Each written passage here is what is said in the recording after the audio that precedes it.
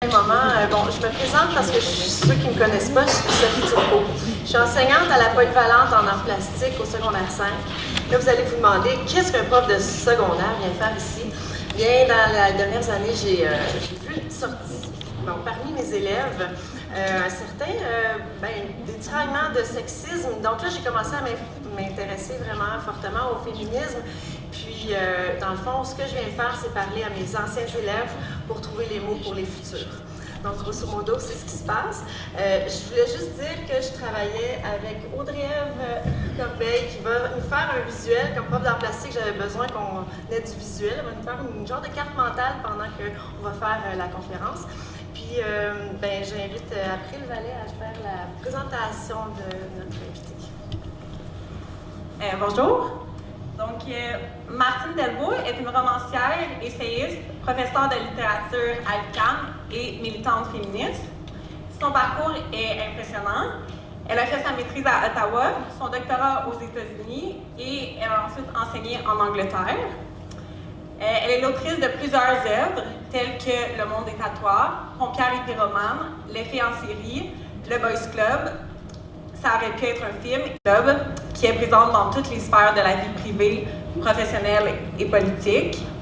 Ce sont des groupes d'hommes puissants qui envahissent les structures de la société, qui s'accaparent et qui se partagent le pouvoir au détriment des femmes et des populations marginalisées. Ce livre, elle dit l'avoir écrit non pas par envie, mais par nécessité, pour qu'on puisse repérer et se rendre compte de l'omniprésence des boys clubs et de l'impact qu'ils ont sur notre société qui est supposée être démocratique. Lorsqu'elle a reçu ce prix en 2020, Trump, cet homme qui nous permet de voir le boys club dans sa pire expression, quitte la présidence et c'est un soulagement. Aujourd'hui, c'est l'inverse de ce soulagement qu'on ressent. D'abord, avec ce qui se passe aux États-Unis, la réélection de Trump, on est dans un moment de régression énorme. On se rend compte que les droits pour lesquels on s'est battu si fort et que l'on croyait acquis ne le sont pas. Mais aussi, c'est avec cette montée du masculinisme et de l'antiféminisme qui nourrit la monosphère, qui contre-attaque et qui a des conséquences graves. Tous les jours, Martine, sur sa plateforme Instagram, informe, dénonce, donne son opinion et refuse de rester passive à une misogynie qui prend de plus en plus d'ampleur et qui se normalise.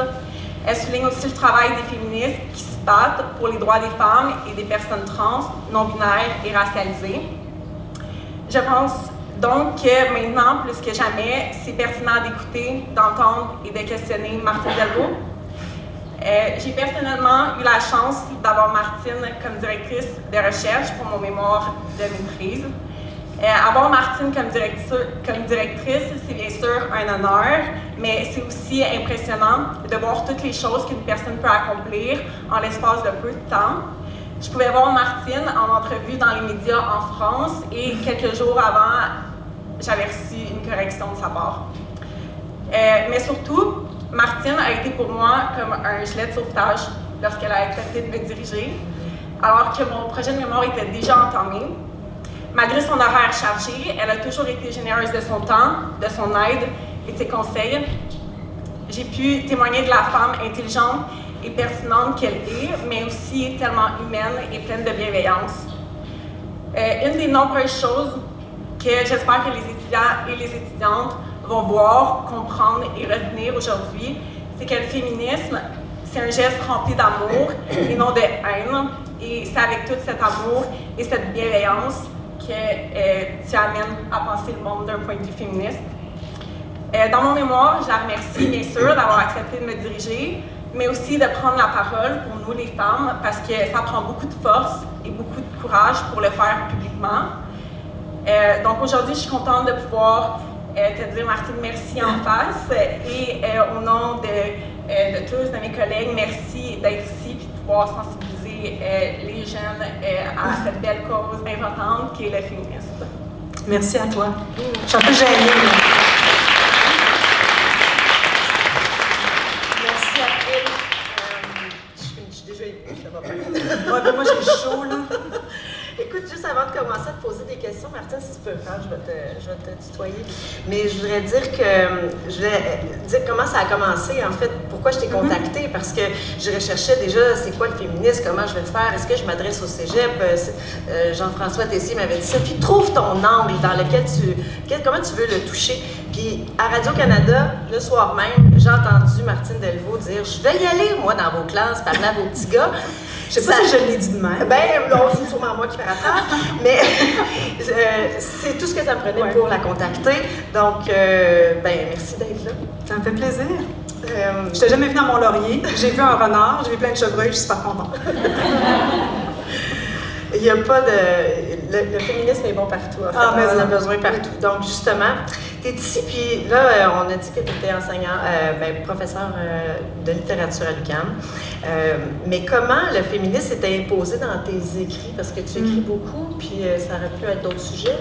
Mais je pense que ça n'a jamais pu être d'autres sujets. Je pense que ça a toujours été le sujet.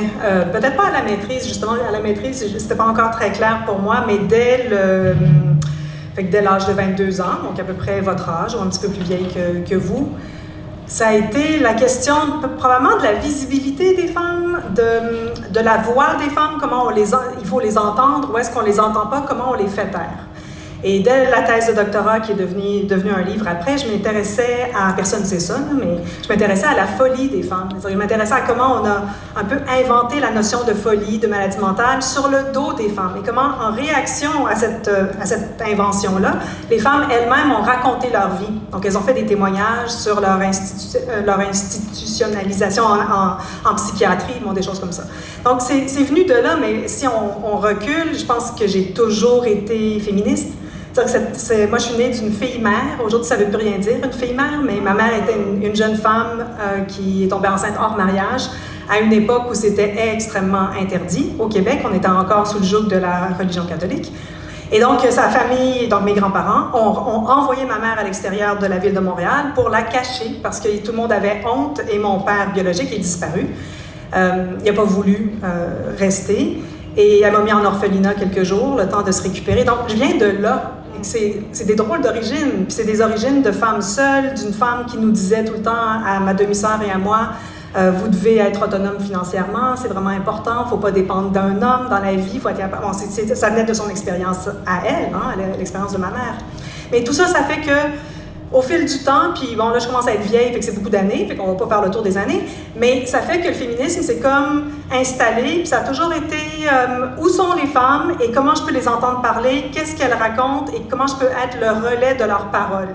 Donc, ça s'est installé, approfondi, cristallisé, et sans doute au moment où j'ai eu ma fille, pas parce que c'est une fille, je pense parce que c'est l'expérience de la maternité et pas parce que je l'ai portée dans mon corps, c'est pas ça non plus. Je pensais avoir un bébé et devoir s'occuper d'un autre être humain de cette façon-là, aussi intensément, de prendre soin d'un autre être humain comme ça, je pense que ça a participé de ce féminisme-là. Et donc de ce lien après le mentionné, dont tu vas parler aussi, ce lien entre l'amour et le féminisme.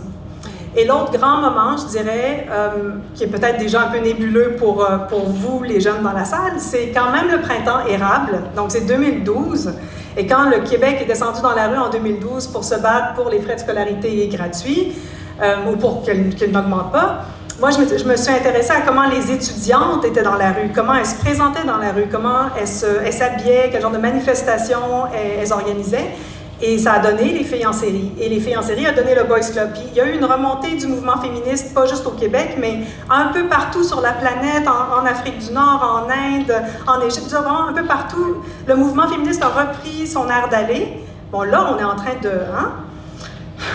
C'est l'inverse qui est en train de se produire, mais 2012, ça a été vraiment une année importante. Puis j'ai comme... je me suis retrouvée sur cette vague-là. Donc j'ai surfé sur cette vague-là. Et il y a un moment, en 2013... Après l'apparition des filles en série, je me suis dit, je dis oui à toutes les invitations.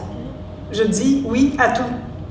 Et disant oui à tout, ben là, j'étais invitée à la radio, à la télé, dans les journaux. Il n'y avait pas tant de voix féministes publiques. Et voilà. C'est pour ça que je suis ici aujourd'hui, 10 ans plus tard. Merci d'être là. Donc là, avec tout ça, ta définition du féminisme, ça serait quoi? Si on va vite, là, parce qu'on va voir grosso modo, à la fin de la conférence, je pense qu'on a une meilleure idée.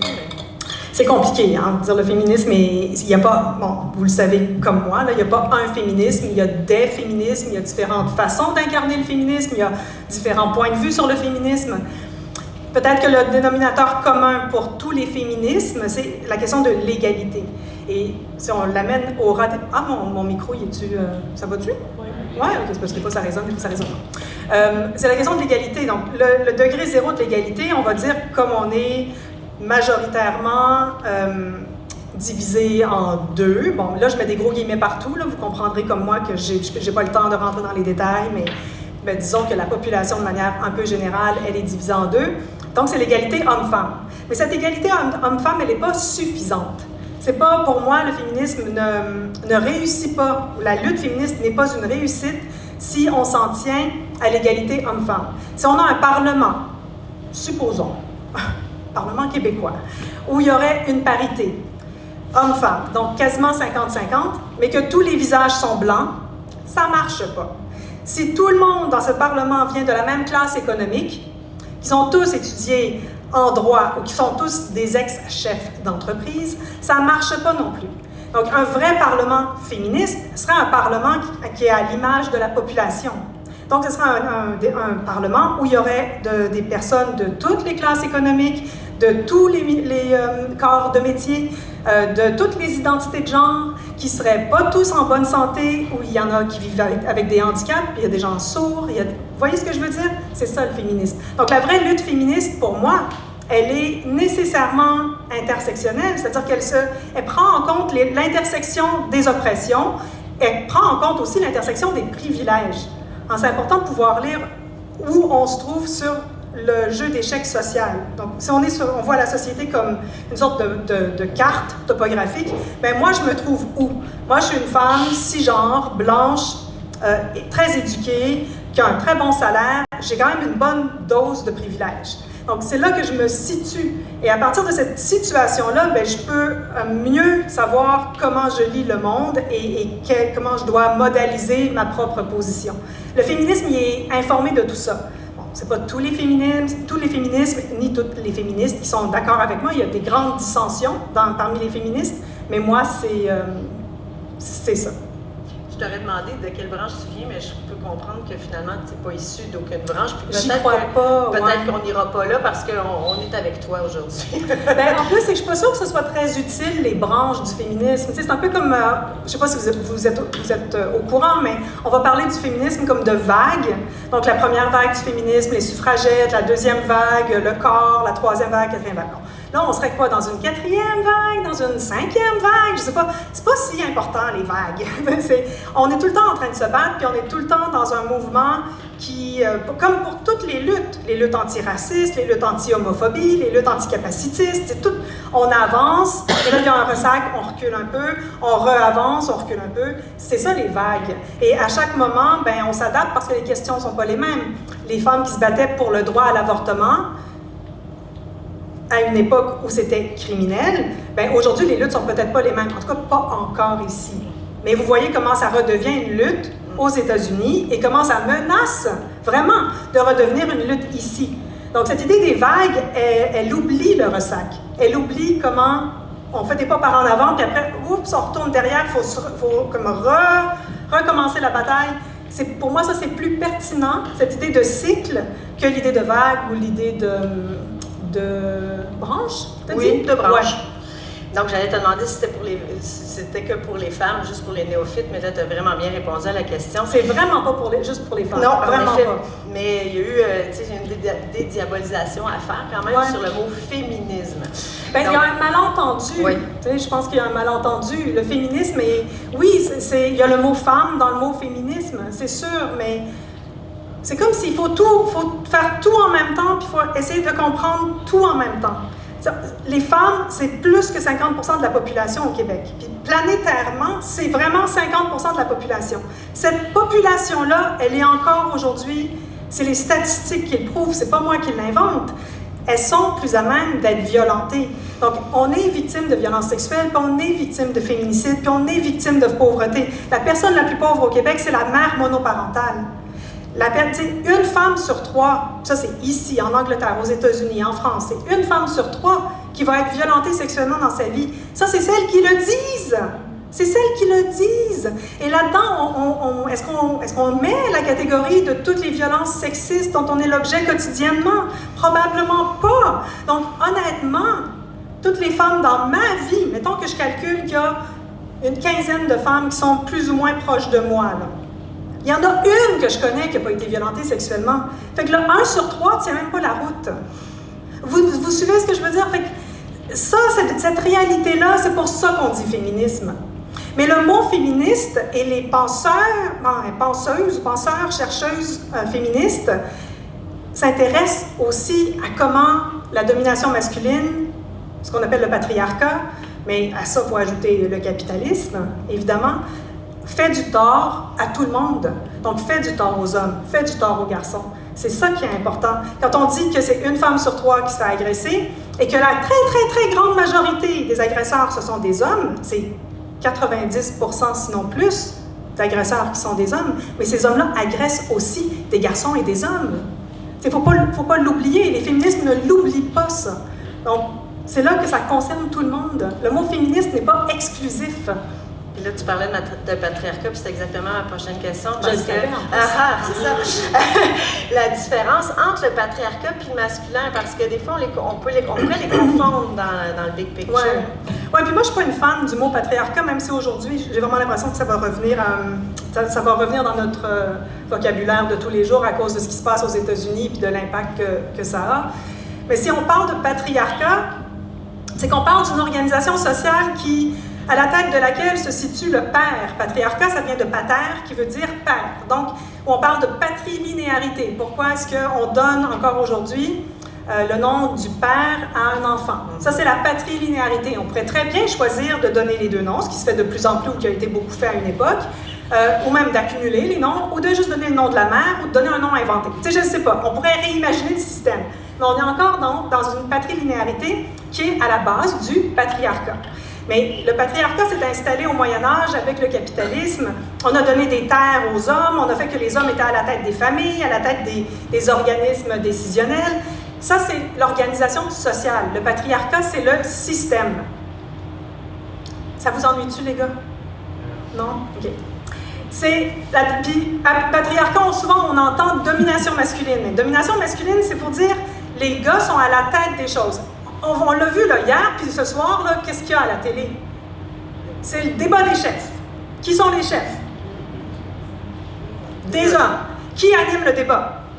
Non. Qui va parler du débat? Non. C'est ça le patriarcat. Bon, là, on l'a en pleine face, puis aux États-Unis, c'est un journaliste à la presse qui parlait de virilité à l'honneur. On peut parler de revirilisation du monde. On est vraiment dans une remasculinisation du pouvoir. C'est ça le patriarcat. Est-ce que ça veut dire que chaque homme, chaque garçon dans la vie est identifiable à ce patriarcat? Non! La question n'est pas là, il faut vraiment faire attention. Le rôle des féministes, c'est de lire le système. Après, quand on se trouve devant un garçon ou un homme, on lui parle. On n'est pas en train de le condamner, c'est pas ça. Est-ce qu'il y a un lien entre le système et la masculinité individuelle? Ben oui, sans doute. Et ça se défait, ça se discute, ça se négocie. Mais il ne faut pas juste coller une chose sur l'autre. C'est très, très différent. Et là, je vais dire un truc un peu compliqué, puis qui étonne souvent les gens. Mais moi, j'y crois pas. J'y crois pas à la masculinité, puis j'y crois pas à la féminité. C'est pas des valeurs ou des identités auxquelles je crois. J'ai jamais dit à ma fille, t'es une fille. J'ai jamais dit à ma fille, tu devrais faire telle affaire parce que t'es une fille. Jamais de toute ma vie, je l'ai identifiée comme fille. Je ne m'identifie pas comme femme. Ça ne m'intéresse pas. Ce qui m'intéresse, c'est qu'on arrête de nous faire du mal. Ça m'intéresse. Mais moi, j'ai pas besoin de m'identifier comme femme. Fait quand on me dit, par exemple, il y a quelqu'un, il n'y a pas si longtemps, un recherchiste à la radio qui me disait, oui, mais moi, je suis père de garçons, je veux qu'ils soient fiers de leur virilité. J'étais comme, tu vois, moi, ça c'est des mots qui, j'arrive pas à les comprendre, ces mots-là. Fait qu'il m'a renvoyé la balle, oui, mais vous devez être fier d'être une femme. Non. Ça marche pas dans ma tête. Il n'y a pas de fierté à un genre. On est avec un corps, puis comme ça, puis on est d'accord avec ce corps, ou on n'est pas d'accord avec ce corps, on le change, on le garde, on joue avec son corps, on fait ce qu'on veut avec notre identité. Après, il y a des positions politiques, puis il y a une stigmatisation, puis il y a de la violence qui est exercée sur certaines personnes dans nos communautés. C'est ça qui m'intéresse. Mais dans ton discours, ça fait très neutre, c'est intéressant parce que là, ceci dit sur le patriarcat, comment tu pourrais nous expliquer l'effet du Boys Club comme système? Bien, l'effet du Boys Club comme système, c'est un débat des chefs, comme on voit. C'est ça un Boys Club. Le Boys Club, c'est on oublie de diversifier, on oublie d'aller... on oublie de regarder qui est autour de la table, de s'interroger puis de se dire « OK, attends, mais est-ce que tout le monde est représenté? » C'est l'image du Parlement féministe que je disais tout à l'heure, dont je parlais au début. Le Boys Club, il interdit la diversité. Le Boys Club, c'est l'entre-soi. On est bien entre gars, on est bien entre bros. Donc, aux États-Unis, on a parlé, par exemple, vous avez dû voir ça circuler, on parle de broligarchie. Donc, c'est les bros qui viennent, entre autres, de la Silicon Valley, donc de cet endroit qui a créé toutes ces belles applications qu'on utilise, Instagram, Facebook, Snapchat, PayPal, blablabla. C'est tous ces gars-là qui sont multimilliardaires et qui, ensemble, détiennent le gros bout du bâton. C'est ça, le Boys Club. Le Boys Club, c'est, à la fin du 19e siècle en Angleterre, c'était carrément des clubs privés. C'était des endroits où les gars blancs allaient, c'était des hommes blancs très riches, qui avaient comme développé ces lieux-là comme une deuxième maison. Fait qu'ils allaient là, ils faisaient du sport, ils mangeaient, ils pouvaient même dormir là. Sans doute qu'il y avait des travailleuses du sexe à leur service. Et après, ils rentraient à la maison. Et à la maison, bien, il y avait leur femme, leur épouse, qui était l'ange au foyer, qui s'occupait de la demeure, des enfants et des réceptions, des grands parties, parce qu'on parle d'hommes qui étaient aussi dans des positions de pouvoir au Parlement et tout. Ces boys clubs existent encore, il y en a beaucoup moins. Ils sont en général plus ouverts à la diversité, mais en Angleterre, il n'y a pas très longtemps, il y a encore eu des dénonciations de ces boys clubs-là parce que les listes de membres sont anonymes. Donc, il faut penser que les membres du Boys Club à Londres, c'est des juges, des avocats très hauts, dans des grands cabinets d'avocats, c'est des ministres, c'est des gens, des politiciens de carrière, c'est des gens des médias, et ils vont c'est comme une voie de garage par rapport à la démocratie.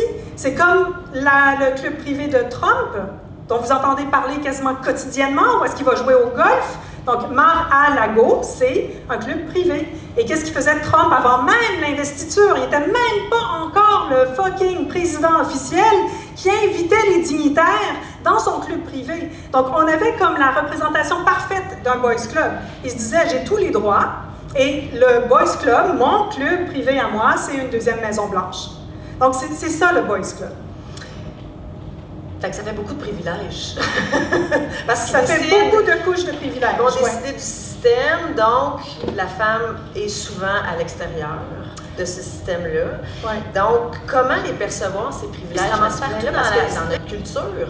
Moi-même qui ai élevé un fils, je me suis pas rendu compte de tout ce que je lui ai transmis qui faisait partie du système. Puis que finalement, c'était loin d'être féministe. Puis il a fallu que je me rattrape parce que je me suis dit, hey, attends, mais là, j'ai échappé. Donc, comment on les perçoit, ces privilèges masculins-là? Comment on peut aussi en parler pour disséquer ça ensemble? Bien, il faut prendre le temps. Donc, il faut prendre le temps, c'est compliqué, c'est délicat, c'est sensible, fait que c'est pas le fun, en général, de parler des privilèges, ni des miens, en tant que femme blanche, ni de ceux d'un homme qui se rend pas compte, en fait, qui est en position de privilégié. Donc, il y a des privilèges très, très, très évidents. Ceux de la broligarchie à Washington, on parle de privilèges, on parle de gens extrêmement riches. L'argent, le pouvoir économique, il ne faut pas le minimiser. Il ne faut vraiment pas le minimiser, c'est énorme. Fait que, par exemple, si on pense à la manosphère ou à Andrew Tate et à tous ceux qui sont un peu comme lui, mais Andrew Tate en premier, il ne faut pas oublier que c'est un homme extrêmement riche qui fait énormément d'argent par le biais de sa chaîne YouTube ou tout ça. Donc, c'est comme le pouvoir économique qui est plus important du côté masculin de l'échiquier social est quand même prouvé. T'sais, en ce moment, les éducatrices en CPE sont en grève. On ne veut pas leur donner de hausse salariale.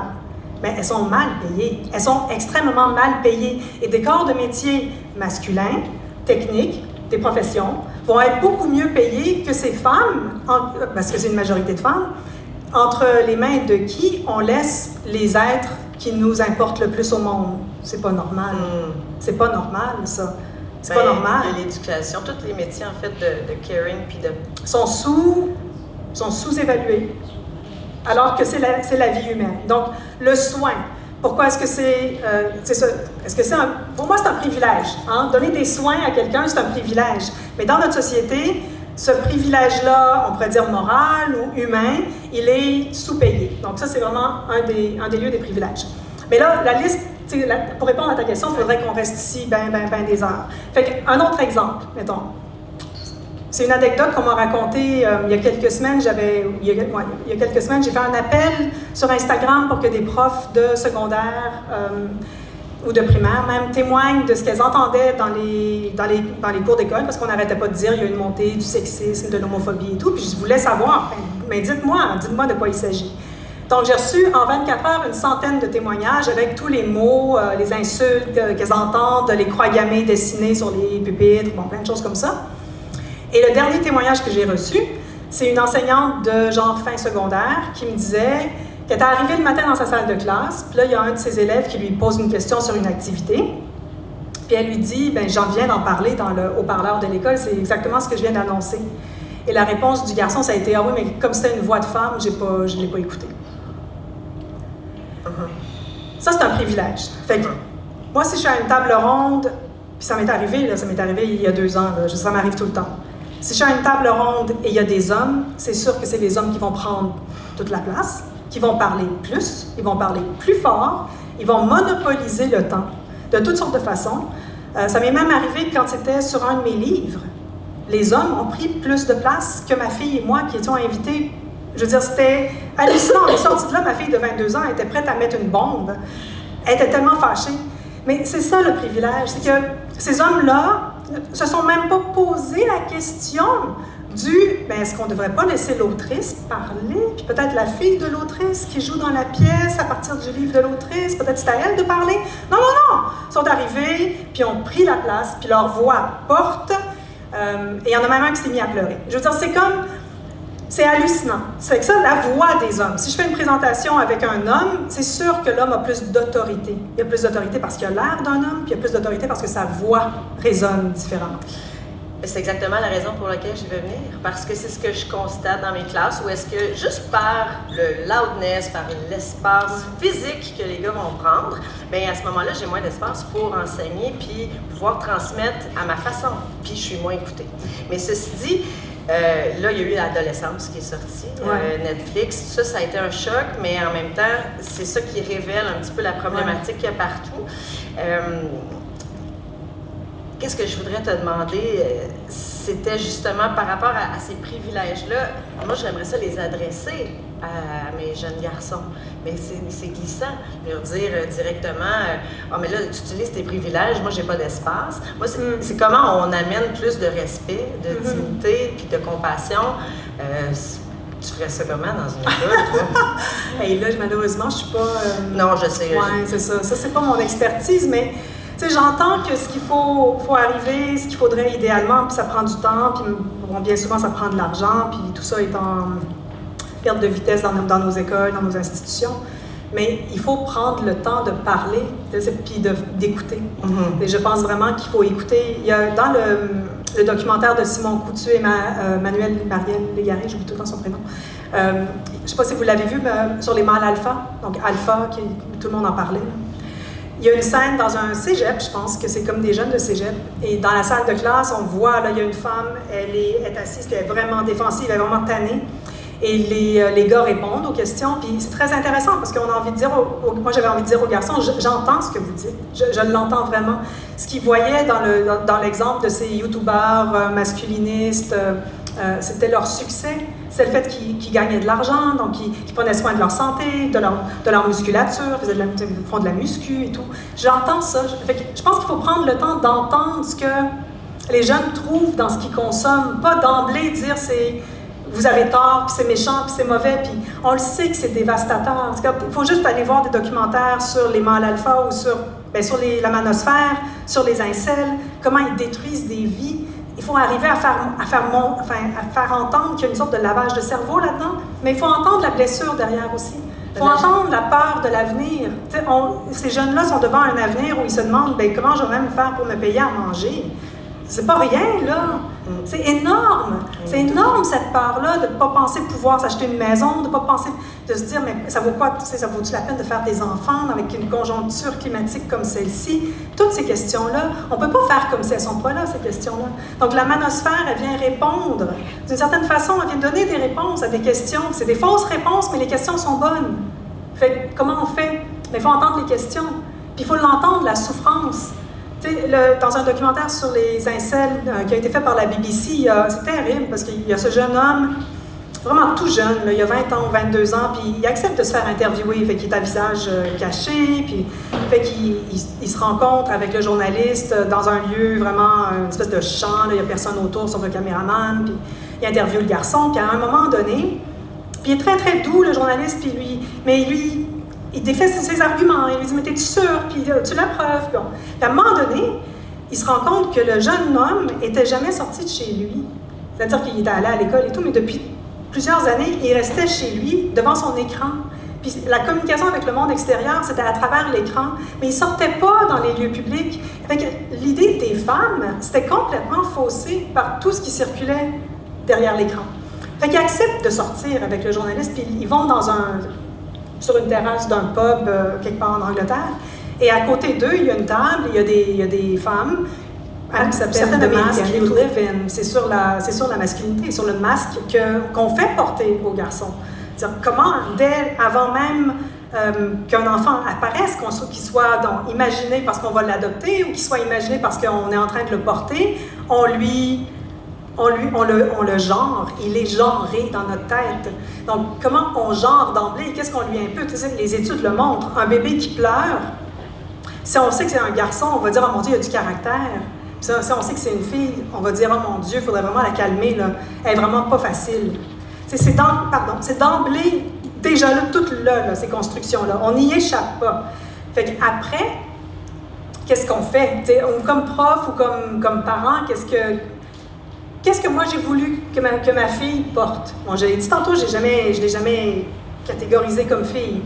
Quand les filles en série sont sorties puis que je parlais de l'image usinée, si on veut, des femmes, on me disait « Oui, mais comment t'as fait avec ta fille? Est-ce que tu lui as interdit les costumes de princesse puis les Barbie tout? » Je fais « Non! Non! Dans la mesure de mes moyens, j'ai acheté les robes de princesse, puis on a joué aux Barbie, mais on a aussi arraché les têtes de Barbie, puis on les a tatouées, puis on a coupé leurs cheveux, puis on a fait des décorations de Noël. » Je veux dire, il faut désacraliser les identités.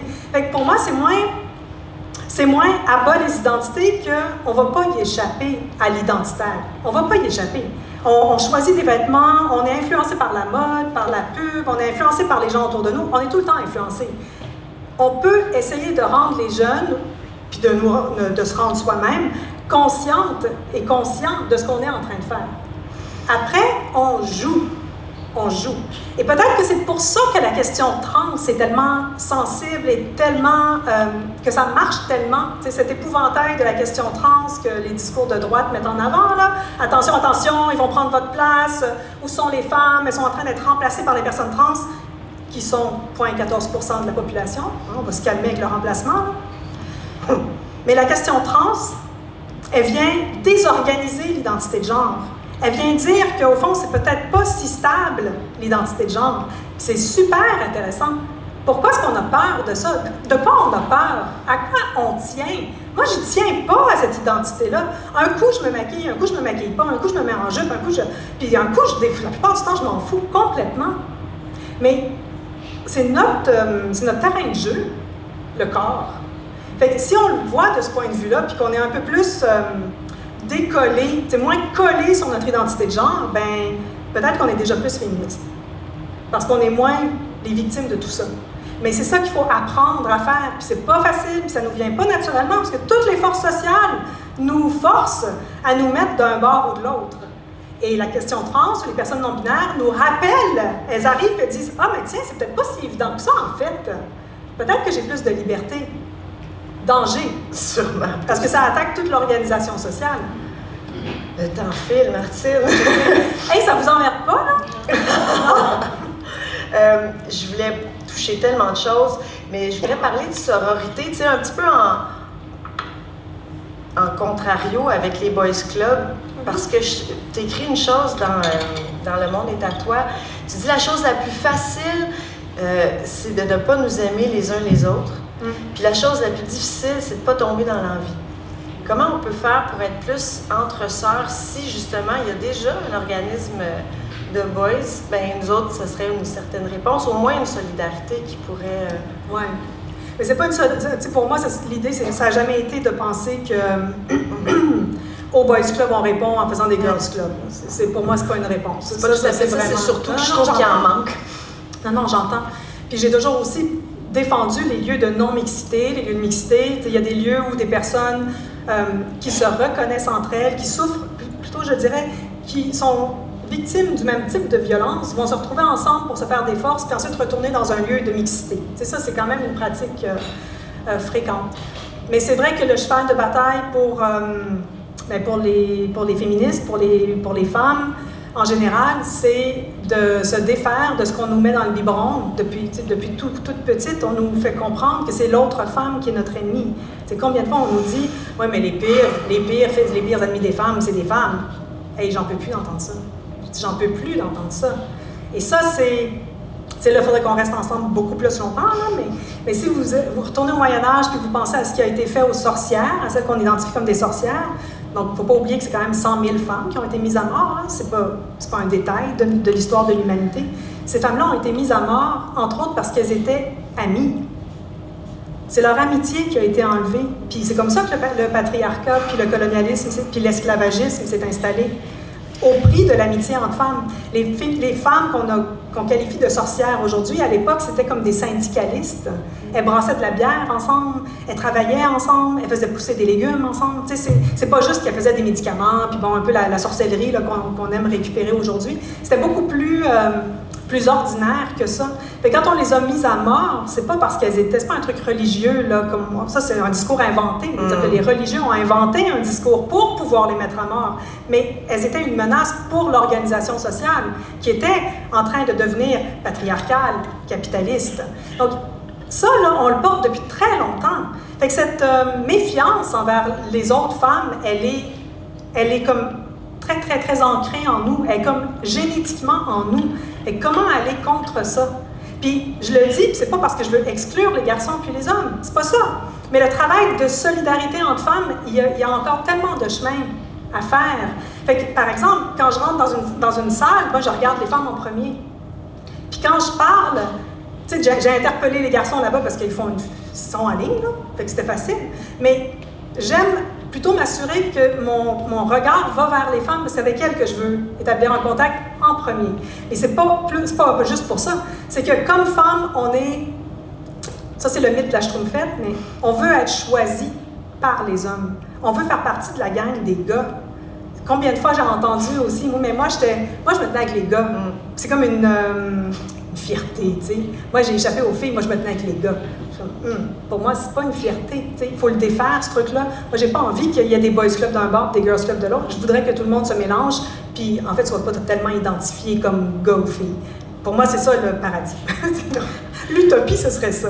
Mais pour y arriver, il faut que les femmes arrêtent de se méfier les unes des autres et donc doivent arrêter d'avoir peur que l'autre femme va prendre sa place. La Schtroumpfette, c'est la seule. Elle est toute seule. Elle n'a pas d'amis. Elle est toute seule. Il n'y a personne pour l'aider, il n'y a personne pour la backer, il n'y a personne pour la protéger. Quand tu fais un conseil d'administration puis qu'il n'y a que des hommes puis il y a une femme, tu es assuré qu'elle n'aura pas le droit de parole. Tu es assuré que sa parole ne comptera pas. Il faut au moins 2 femmes. Comme pour une partie de hockey, il faut qu'elle puisse se faire la passe. Il faut qu'il y en ait une qui fasse le relais de l'autre. Il faut qu'il y en ait une quand sa voix est cassée par quelqu'un qui parle par-dessus elle, qui dit « Attention, elle n'avait pas fini de parler ». C'est des choses comme ça. Ce genre de solidarité-là. Oui. Tenons-nous là. Merci, c'est ce que j'allais dire. 5 minutes. Je voudrais parler de Jeannette Bertrand parce que ton dernier livre a été nommé dans la catégorie du prix Jeannette Bertrand. Puis comme c'est une très grande féministe au Québec, je me demandais si... Tu sais, elle a fait une grande trace. Ma mère a commencé à m'en parler comme ça a continué. Est-ce que tu es notre prochaine Jeannette Bertrand? Comme tu dis qu'il n'y avait pas beaucoup de gens qui portent la parole parce que... Il y en a plus maintenant, tu sais, il y en a plus, là, vraiment. Mais si vous pouvez aller voir la pièce, Jeannette, écrite par Rebecca Deraspe, allez-y, vraiment. Puis je dis à tout le monde dans la salle, les jeunes aussi, pour voir pas juste ce que Jeannette Bertrand a fait, mais la traversée du féminisme au Québec. C'est juste ça, un rappel de ce que les femmes ont traversé, de ce pourquoi elles se sont battues. Jeannette Bertrand, moi je l'écoutais, puis elle était déjà âgée à l'époque, là, elle n'avait pas 40 ans, là, elle avait 60, 70, quand elle faisait Parler pour parler, ou L'amour avec un grand A, moi j'étais ado. Mais à l'époque, moi je suis génération X, mon adolescence, là, la vôtre, elle a été marquée par la pandémie, la mienne, elle a été marquée par le sida. Fait que quand tu es ado, puis que tu es censé commencer à faire l'amour, en tout cas tu commences à avoir envie de faire l'amour, puis que tu as le sida qui te pend au-dessus de la tête, c'est vraiment, vraiment, vraiment inquiétant. Et personne n'en parlait autour. C'était stigmatisé, c'était une maladie d'homosexuel. Donc les profs à l'école étaient frileux, ils étaient encore un peu homophobes, fait qu'il y avait des affaires qui se disaient qu'on ne voulait pas entendre, c'était quand même grave. Jeannette Bertrand, elle en parlait dans son émission. Jeannette Bertrand, elle a invité des personnes qui étaient atteintes du HIV, puis elle les a mis autour de la table ensemble. Elle a dit, non, on n'attrape pas le HIV en partageant un repas. T'sais, mais à l'époque, les gens avaient peur des personnes qui étaient séropositives. Fait que pour les jeunes d'aujourd'hui, ça ne veut pas dire grand-chose, mais pour moi, c'était énorme. Parce que c'était une des seules voix populaires à la télé qui parlait pour défendre l'homosexualité, la bisexualité, puis représenter ces personnes-là qui n'étaient pas représentées ailleurs. Donc, son féminisme était queer à Jeannette Bertrand, et on l'oublie, ça, mais c'était une féministe queer. Elle était vraiment à l'avant-garde. Et de la voir, là, à 100 ans, je suis allée à la première de la pièce, puis elle était en présence, puis elle est allée sur la scène, puis c'est bouleversant, parce que... Puis ce qui est bouleversant, c'est pas qu'elle ait 100 ans, je sais, ça l'est, mais encore aujourd'hui, à 100 ans, elle continue à être curieuse, à interroger, à poser des questions, à se mettre à jour. C'est-à-dire, elle a fait une erreur avec la Charte des valeurs, elle l'admet, mais elle continue à apprendre, puis ça, c'est ça le plus bel exemple. C'est une féministe qui n'est pas arrêtée dans ses idées, qui est tout le temps en train de modéliser suivant l'époque dans laquelle elle se trouve. Ça, c'est la leçon de Jeannette Bertrand. Je retiens qu'il faut s'en parler plus. Il faut se parler, mettre sur la table qu'est-ce qu'on ressent. Il faut aussi peut-être dire ce qu'on voit, que peut-être sans que ce soit choquant, parce qu'il faut essayer de le dire en quelque part. Il faut s'intéresser. Peut-être que on va finir là-dessus avant les questions. Oui, c'est ça. Il y a un exemple qui m'est revenu, bon, c'est un peu... en tout cas, c'est une amie à moi qui, elle a, je sais pas, moi j'ai 56, elle doit avoir 70, à peu près 15 ans de différence. Puis à un moment donné, elle m'a dit qu'elle était rentrée chez elle, je sais plus, elle est allée au sous-sol, elle a eu des garçons, et une fille, 2 garçons, une fille. Et elle a été en famille recomposée avec 2-3 autres garçons. Il y avait beaucoup de garçons dans la maison, mettons. Fait qu'elle descend avec, je sais pas, le panier de linge sale, là, un truc comme ça, puis elle tombe sur son fils, un de ses fils, en train de regarder de la porno sur l'écran de l'ordinateur. Et, ben, je sais pas, il l'a pas entendu descendre, je sais pas comment ça s'est passé, mais elle est allée vers lui, puis elle a juste dit que tu regardes la porno, ça me dérange pas, mais ce que tu vois à l'écran, là, c'est pas la réalité. Puis il n'y a pas une femme qui va accepter d'être traitée comme ça. Fait que si tu penses que c'est ça la réalité, arrête de regarder, puis surtout dément cette image-là, c'est faux. Mais ça, puis bon, mon ami est assez carré, vraiment, il ne va pas avec le dos de la cuillère. Mais quand elle m'a raconté ça, je me suis dit, mais ce que j'ai retenu, c'est qu'elle en a parlé. Elle ne s'est pas sauvée. Elle n'a pas fait comme si elle n'avait pas vu son fils en train de regarder de la porno. Elle l'a vu les images, puis elle est intervenue. Fait qu'on intervient. Tu sais, on intervient. On parle, on pose des questions, on s'intéresse. On dit non, enlève-le pas. On va le regarder ensemble, si tu veux. La porno, c'est un peu difficile, mais mettons d'autres choses. Puis on va en discuter. Mais il faut prendre le temps de le faire. On ne peut pas juste se mettre la tête dans le sable puis dire non, ça ne me concerne pas, je ne suis pas capable, puis ça va rien changer. Ben, tu vois, c'est ça qui m'a le plus frappée dans l'adolescence, malgré tout. C'est à la fin, les parents disent, puis là, je ne vous vole pas de punch, là. C'est nous qui l'avons créé. Oui, puis on aurait pu, quand la mère dit à son mari, peut-être que ça serait bien qu'on puisse se dire qu'on aurait pu faire mieux. Ça, là, cette phrase-là, là, c'était pas « on a mal fait », c'est peut-être qu'on devrait pouvoir se dire qu'on aurait pu faire mieux. C'est ça, la leçon. On peut toujours faire mieux.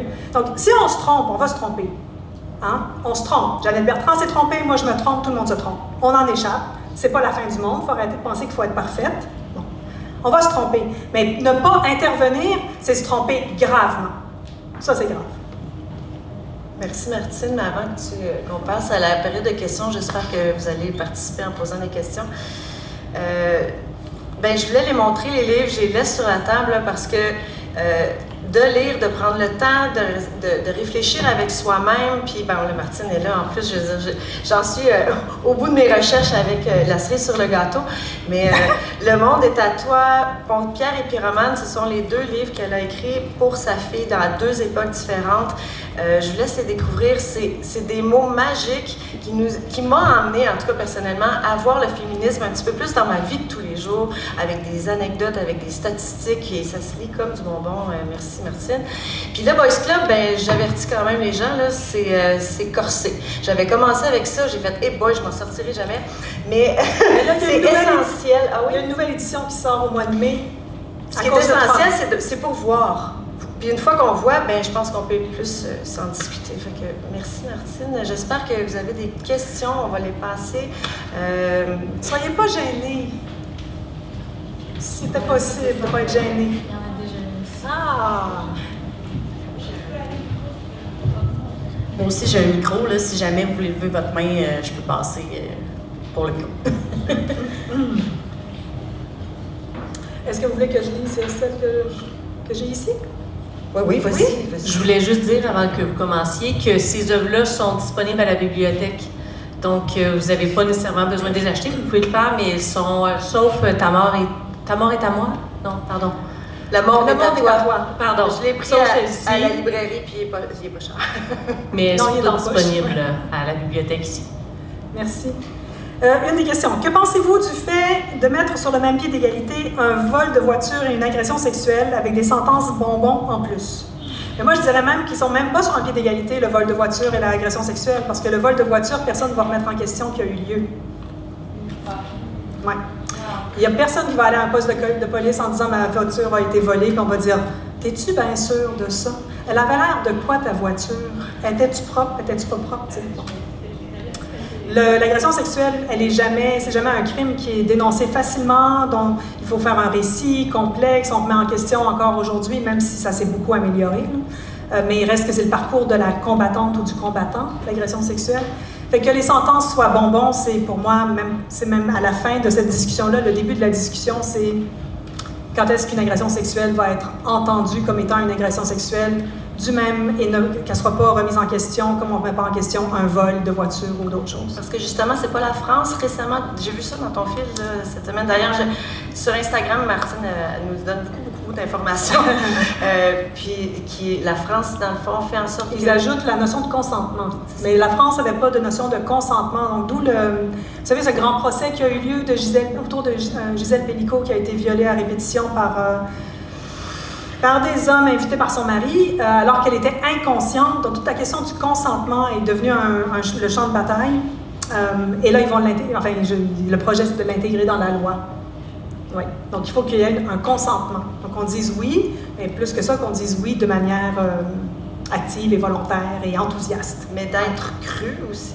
Oui, mais c'est ça. Le vol de voiture, personne ne va pas te croire si tu dis que ta voiture a été volée.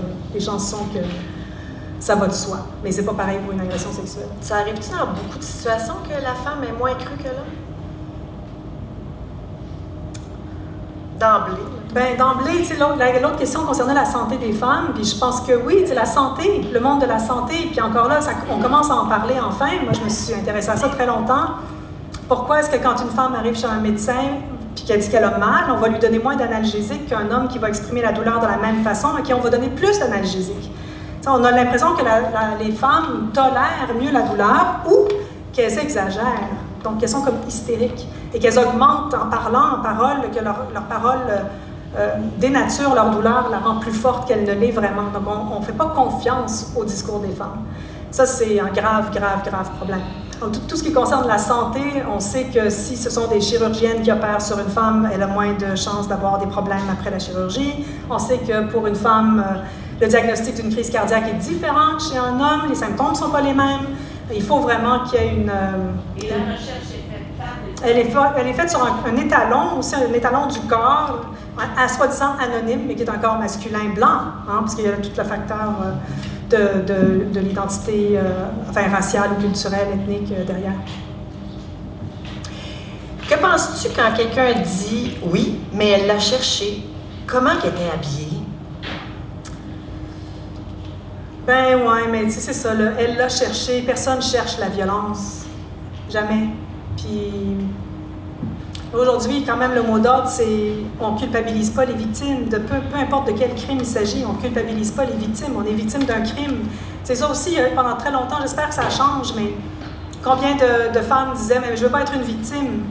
Mais t'es une victime, t'as été victimisée, on a commis un crime contre toi, t'es la victime d'un crime. Il faut reconnaître ça. Fait que là, elle l'a cherché, tu sais, non, en fait, personne ne cherche jamais la violence, jamais.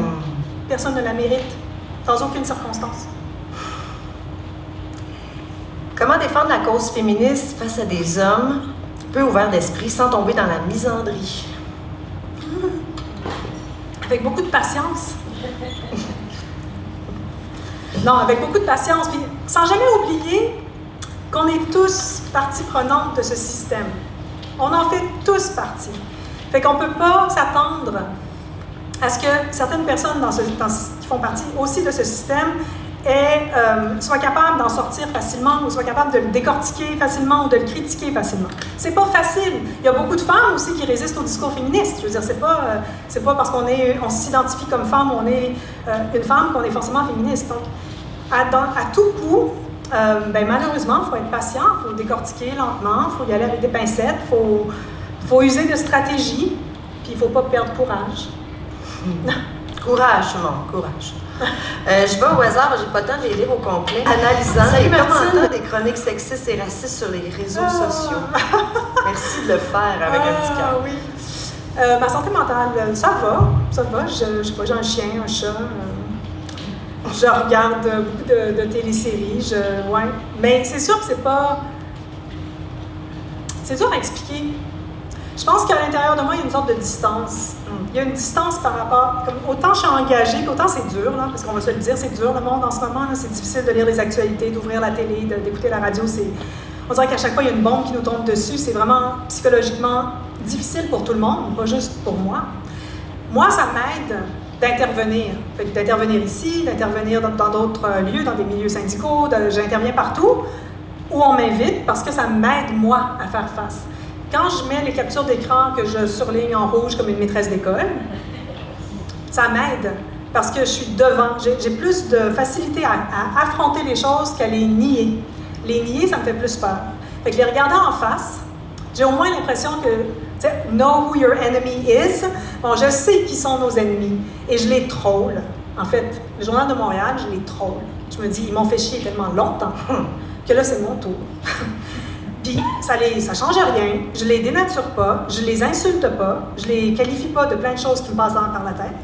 Je surligne leurs textes pour pointer l'absurdité de ce qu'ils disent. Moi, ça me fait du bien, ça. Fait que ma santé mentale est correcte à date. Je pense. Ben bravo, on t'encourage, on va t'envoyer des chocolats pour que tu continues parce que ça prend quand même un certain courage pour le faire à tous les jours. Fait que je voudrais te remercier pour... Oui, ça va. Des fois, j'ai pas le goût, là, mais... Fait que c'est que ça te fait du bien plutôt que c'est un but, un devoir. Intellectuellement, ça me fait du bien. Okay. Ouais. Puis pourquoi certaines femmes sont fières d'être antiféministes, là, on en voit? Je le comprends aussi, parce que c'est plus facile et plus probablement rassurant de faire partie du système que de s'opposer à ce système. C'est là que je m'intéresse. Je pense que un des prochains trucs que je vais écrire, ça va être sur les femmes de droite. Je ne sais pas si vous avez vu passer un peu tout ce qu'on décortique sur comment les femmes autour de Trump se maquillent, comment elles s'habillent, tout ça. Et il y a un livre d'Andrea Dworkin qui s'appelle « Les femmes de droite », puis elle s'intéresse à ces femmes qui, justement, sont dans le système, font partie du système et consolident le système. Et elle dit, c'est quelque chose comme un réalisme, c'est comme si elle se disait, mais de toute façon, ça ne changera pas, donc je vais m'y installer. Puis on comprend pourquoi, parce que se battre, c'est épuisant. Et lutter, c'est épuisant, puis on a du mal à se dire, je vais être féministe, mais en même temps, je veux rester avec mon amoureux, par exemple. Mais parce que c'est compliqué d'avoir un discours féministe dans un couple hétéro. Ça pose plein de questions, puis c'est pas reposant, puis je le sais de première main. Fait qu'on peut choisir la paix, le calme, puis dire non, moi je mène pas cette lutte-là, je le comprends. mais sans nécessairement mener une grande lutte, là, amener du féminisme à la table le samedi soir, là, c'est à dose homéopathique, hein, j'imagine, dépendant, connaissant notre monde autour, parce que là, tout le monde qui sont ici, qui connaissent maintenant le féminisme, qui vont l'entrer à l'intérieur, là, parce que moi, je fais de l'infusion tout le temps. Ben, comment on peut l'amener à notre façon un petit peu plus pour juste en discuter? Mais ça, il n'y a pas de règle. Hein? Ça dépend de qui est autour de la table. Justement, quand on est devant un membre de sa famille qui est extrêmement rébarbatif, puis on sait là, que ça va être la catastrophe, puis on va se pogner, puis c'est pas possible, puis là, ben, c'est Noël, puis là, maman, elle a passé tout ce temps à préparer le repas, tu sais, tout ça, là. Ben oui, on y va à dose homéopathique, mais il y a des contextes où on peut y aller plus fort, puis on a envie d'y aller plus fort. Puis des fois, on n'a pas envie d'y aller, pas en tout. On reste juste comme... tu sais, moi, je sais pas combien de fois avec ma fille, on est assis chacune d'un côté de la table, puis on se regarde, puis on fait des grands yeux comme « Oh non! Qu'est-ce qu'on vient d'entendre? » Et on dira rien, mais on se les dit entre nous. Fait que déjà, il y a quelque chose qui nous fait du bien, parce qu'au moins, on partage ce regard, cette prise de conscience. Mais est-ce qu'à chaque fois, on va pointer, crime, ce que tu viens de dire, là, c'est comme un peu louche, tu sais, ça frôle le racisme, là. Tu sais, ce truc un peu racisme ordinaire. C'est épuisant de tout le temps être en confrontation, puis qu'on ne peut pas le faire tout le temps. Puis il ne faut pas se sentir coupable de ne pas le faire tout le temps. On choisit ses batailles. Vraiment. Merci Martine, c'était précieux. J'aimerais ça te remercier d'être venue à Mont-Laurier. Ben, ça me fait plaisir, merci de m'avoir invité.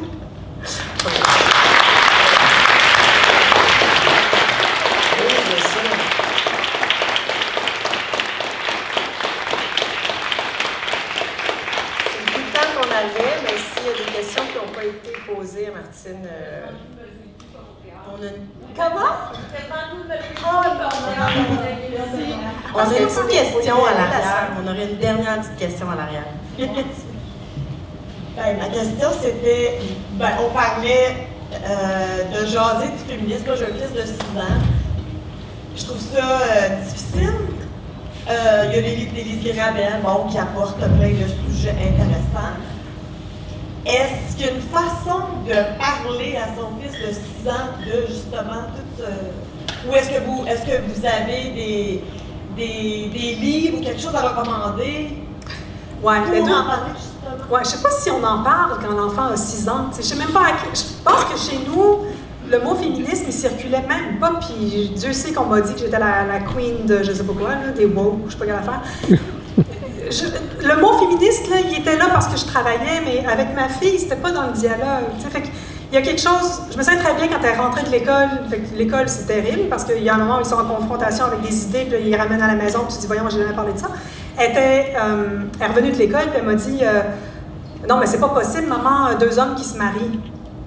Et moi, elle avait assisté à mon mariage avec une femme, comme, tu sais, 2 ans avant. Fait que j'ai fait, non, Élie, non, oui, c'est possible, tu sais, faut. Fait que c'est tout. C'est pas aller plus loin. C'est plus revenu. Elle m'a plus jamais dit ça. Il y a des trucs qui répètent, il y a des trucs qui font le perroquet.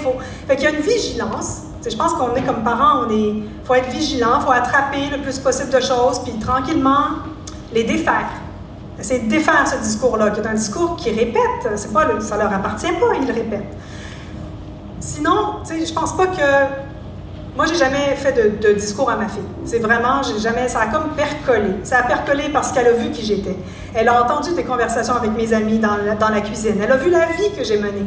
Elle a vu que je me suis mariée avec une femme, que je l'ai divorcée, que là, je suis avec un homme. Je veux dire, elle a vu tout ça. Elle a assisté à ça. Ça l'a fabriqué.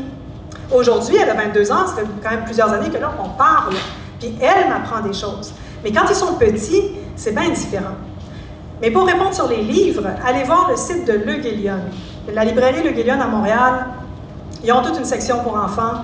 Si vous leur écrivez et vous cherchez quelque chose de précis, ils vont pouvoir vous dire quoi trouver. À l'époque où moi, ma fille était petite, il n'y avait pas tant de choses qui existaient. Aujourd'hui, il y a une bibliothèque là, pour toutes ces questions-là de genre, de racisme, d'homophobie. On est beaucoup plus équipés aujourd'hui qu'il y a 20 ans. Mais franchement, pour moi, la règle avec les enfants, c'est on démultiplie. On démultiplie les jeux, on démultiplie les identifications. On ne parle jamais de la couleur de peau, du genre d'une personne. On ne dit pas « Ah, tu sais! » Ouais, on ne fait pas ça. On les laisse libres, puis on leur met le moins d'affaires dans la tête possible. On les amène à créer. Je pense que c'est la meilleure résistance. La création. Ben oui, mais pour tout le monde, hein, pour tout le monde, sérieux. Oui, je suis un peu vendue au concept.